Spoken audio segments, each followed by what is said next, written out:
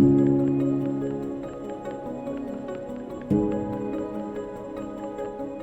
Greg Moore. I'm an artist printmaker.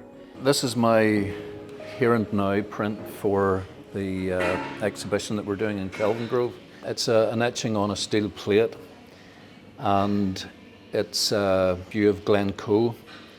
I use a technique which is called spit biting, where you paint the acid directly onto the plate, and because of that it gives you quite a painterly effect, and it helps capture atmosphere, especially in skies. Now, the brief for the Here and Now exhibition was that each artist was given a specific paper size. So all the prints are going to be the same paper size. My print started off a bit bigger. Started off this size, which is the proportions that you would normally use for the paper size.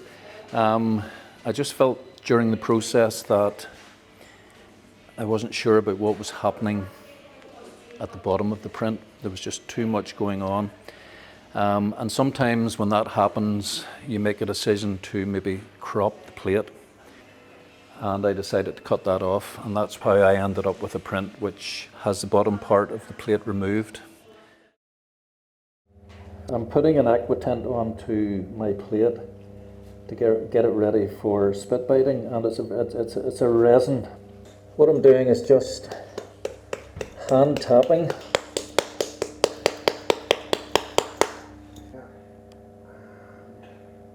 We just pop it onto the metal grill, and then we're about to burn the aquatint onto the plate. And we just do this by running the flame underneath the plate. And then eventually when the plate's heated up, you'll see the aquatint starting to dissolve onto it. And you can see the resin just starting to disappear, and that means it's burning onto the plate. And then if we just look across the surface, we can see that that's gone. So when you're handling acid, you obviously need the mask and the gloves on. So this is nitric acid, and it's specifically made up for spit biting. The other thing that I need is some water in this jar. That's so that I can neutralize the acid when I'm putting it onto painting it onto the plate, and I can also dip my brushes in it. As you can see there, I'm just putting the brush in the acid. Now, I don't know if you can see the acid starting to fizz. Can you see that, the bubbles? That means that the acid is actually doing its job. It's etching into the plate. And that's going to give me quite a hard edge, so if I then get some water and put the water on top of that, that'll stop the etching process. And then if I put the acid on, it'll start to disperse, see that? And it'll give me a softer edge, almost like a wet and wet watercolor effect.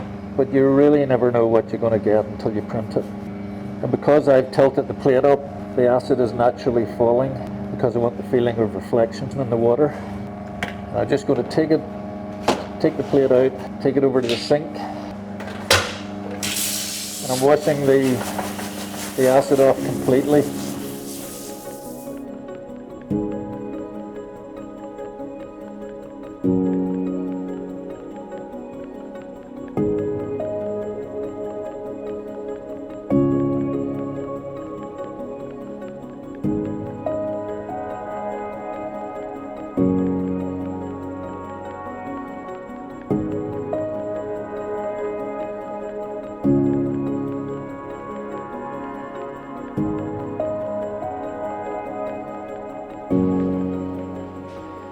We've got the little bird here with the little wake coming behind it in the water.